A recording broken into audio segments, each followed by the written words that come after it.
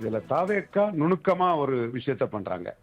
அவங்க Congress, CPM, CPI, Indian Union Muslim League, Visika இவங்க பிடியில இருந்து விடுபட்டு தாங்கள் ஆட்சி புரியணும்னு அவங்க தெளிவா முடிவு பண்ணி செயல்படுறாங்க.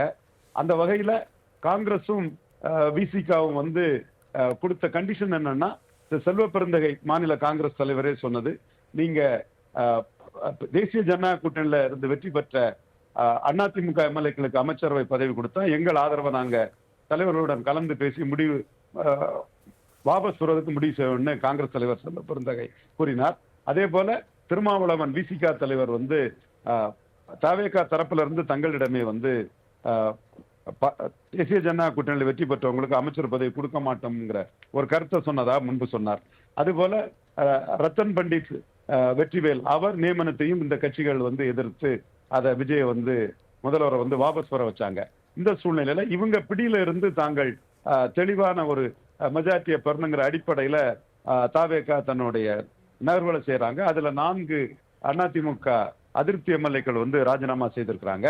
இது 4 பேர் ராஜினாமா பண்ணினதே வந்து சபையின் எண்ணிக்கையில வந்து 4 குறையுதுன்னா அந்த தேவையான மெஜாரிட்டியில மேஜிக் நம்பர்ல 2 குறையுது. அதுவே தாவேகாவிற்கு ஒரு பலம் தான். இந்த வகையில இப்பொழுது இந்த நடவடிக்கைகளை வந்து விசிகா முன்னாள் எம்எல்ஏ பாலாஜி, காங்கிரஸ் வேட்பாளர் சிறுநிதி, சிங்கானூர் வேட்பாளர் சிறுநிதி போன்றவங்க வந்து தங்களோட இம்பார்ட்டன்ஸ போகுதுங்கிறதுல கண்டனம் தெரிவிச்சுட்டு இருக்கிறாங்க. இந்த முயற்சியில வந்து தாவேகா வெற்றி பெறுவதற்கான வாய்ப்புகள் தான் அதிகம். மேலும் அதிமுக அதிருப்தி எம்எல்ஏகள் தாவேகாவை நோக்கி நகர்வதற்கான வாய்ப்புகள் தான் அதிகம். அதே வேளையில அதிமுக தரப்புல சபாநாயகர் நடவடிக்கையை வந்து கொஸ்டின் பண்றாங்க. அவங்க எப்படி கொஸ்டின் பண்றாங்கன்னா, இந்த என்னைக்கு கட்சி தலைவர் எடப்பாடி பழனிசாமியோட உத்தரவை மீறி அவங்க வாக்களிச்சாங்களோ அன்னைக்கு அவங்க தகுதி நீக்கத்துக்கு ஆளாயிடுறாங்க. அவங்க பதவி அன்னைக்கே செல்லாம போயிருது. தகுதி நீக்கத்தை அறிவிக்க வேண்டிய சபாநாயகர் அவங்க தகுதி நீக்கப்பட்டார்கள் என்பதை அறிவிக்காமல் அவங்க எம்எல்ஏட்டே தொடர்வதாக கருத்தில் கொண்டு அவங்கள்ட்ட ராஜினாமா செய்யப்படுறது உச்சநீதிமன்ற தீர்ப்புக்கு எதிரானது, சட்டத்துக்கு விரோதமானது என்ற நிலைப்பாட்டை வந்து அதிமுக தரப்பு எடுக்கிறாங்க.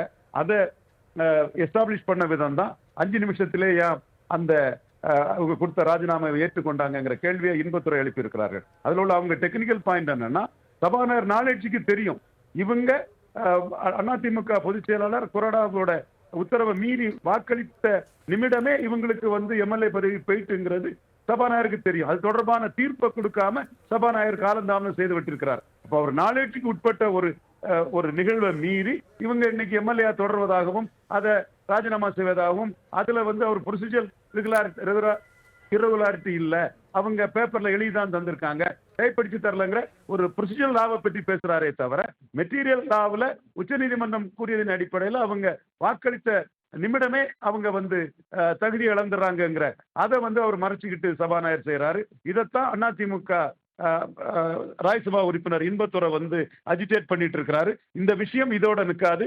இது அதிமுக சார்பாக உச்சநீதிமன்றம் வர போறதற்கான வாய்ப்புகளும் இருக்குதுன்னு நான் கருதுறேன். தாவேகாவை பொறுத்தவரையில தாங்க காங்கிரஸ் விசிகா இவங்க பிடியில இருந்து சிபிஎம் சிபிஐ பிடியில இருந்து இண்டிபெண்டா வரணுங்கிறதுக்காக தங்கள் காய்களை நகர்த்தி கொண்டிருக்கிறார்கள்.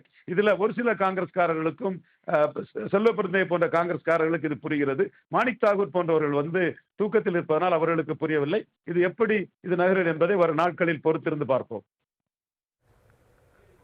அதே போல கட்சி தாவல் தடை சட்டம் பாய்வதற்கு அந்த முயற்சிகள் நடைபெறுவதாலேயே நாங்கள் ராஜினாமா செய்கிறோம் அப்படின்ற ஒரு பேச்சும் வருகிறது. குறிப்பாக குதிரை பேரம் நடைபெற்றதாகவும் இபிஎஸ் அவர்களும் ஒரு குற்றச்சாட்டை முன்வைத்திருக்கிறார். இதை எப்படி எடுத்துக்கலாம் சார்? குதிரை பேரம் நடைபெற்ற குற்றச்சாட்டாகவே இருக்கிறது.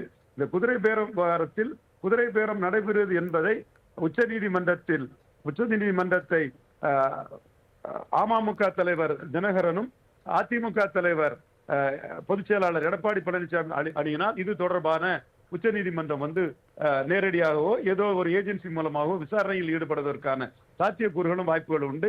இதுவரை அரசியல் குற்றச்சாட்டுகளாக மற்றும் அவர்கள் கூறிக்கொண்டிருக்காமல் இது தொடர்பாக நடவடிக்கை வேண்டும் என்று அவர்கள் நீதிமன்றத்தை அணியினால் அவர்களுக்கு நீதிமன்றத்தின் மூலமாக அமமுக தலைவர் டிடிவி தினகரனுக்கும் அதிமுக பொதுச் செயலாளர் எடப்பாடி பழனிசாமிக்கும் நீதிமன்றம் மூலமாக ரெமெடி கிடைப்பதற்கான சாத்தியக்கூறுகளும் வாய்ப்புகளும் உண்டு என்றே கருதுகிறேன்.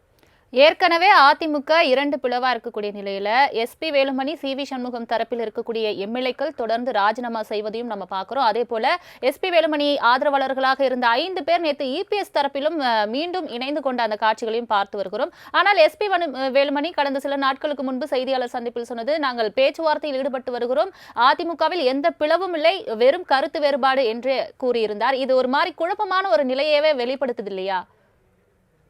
அதாவது அதிமுகவில் முந்தைய பிளவுகளுக்கும் இப்பொழுதுள்ள பிளவுகளுக்குள்ள பெரிய வித்தியாசம் என்னவென்றால், இப்பொழுதுள்ள பிளவில் ஈடுபட்டவர்கள் எல்லாமே ஏற்கனவே தங்கள் அதிகாரத்தை சி.வி. சண்முகம் என்றாலும் சரி, வேலுமணி என்றாலும் சரி, தங்கள் அதிகாரத்தை ஓபிஎஸ் போன்றவர்களுக்கு எதிராக ஒற்றை தலைமை என முழு அதிகாரத்தையும் எடப்பாடி பழனிசாமியிடம் குவித்தவர்கள்.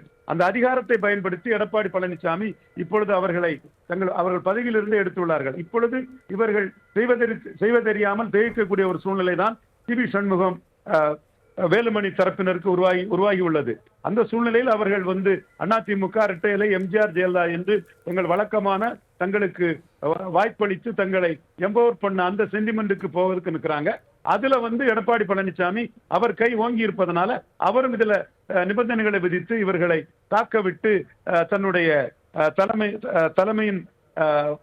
தலைமையின் அதிகாரத்தை அவர் காட்டக்கூடிய ஒரு சூழ்நிலையை நாம் பார்க்கிறோம். இந்த இடத்திற்குள் ஒரு தலைவர் இல்லாமல் எடப்பாடி பழனிசாமியை அவசர கோலத்தில் ரிவோல்ட் பண்ணிய வேலுமணியும் சி.வி. சண்முகமும் மாட்டிக்கொண்டு விழிப்பது தெளிவாக தெரிகிறது. கொஞ்சம் பொறுத்திருந்து 32 எம்எல்ஏக்களை தயார் செய்துவிட்டு எடப்பாடி பழனிசாமியை அவர்கள் சேலஞ்ச் பண்ணியிருப்பார்கள் என்றால் அது ஸ்பிரிட் மெர்ஜர் என்று தெளிவாக போயிருக்கும். போதிய எண்ணிக்கை வராமல் எடப்பாடி பழனிசாமியை அவசரப்பட்டு சேலஞ்ச் பண்ணதில் இவர்கள் இப்பொழுது மாட்டிக்கொண்டு விழிப்பதாகவே தெரிகிறது.